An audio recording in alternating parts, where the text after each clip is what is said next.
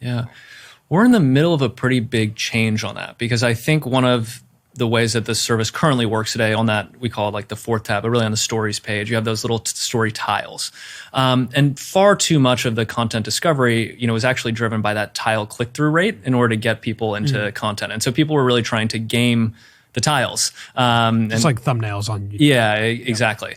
And so as a result, sometimes, maybe the best tile, but not necessarily the best content was rising to the top. And I think, we were early back, I guess must have been before 2017, on doing sort of algorithmically ranked content. Remember at the time it was what your friends liked, right, would go into your feed. And we said, I think that's a pretty limited way to approach filtering content. We want to broaden that out to a much bigger base of publishers and creators, and then algorithmically rank it. But we did that in a tile-based UI. And I think, as we're looking to the future, we've been testing simple Snapchat, which is a pretty radical simplification of the app into 3 screens. Really your friends in the map, in the chat page, the camera, and then just a full screen content consumption experience. And I think that's going to make it a lot easier for us to make sure we're distributing the most relevant content and, kind of stop the gamification around the tiles.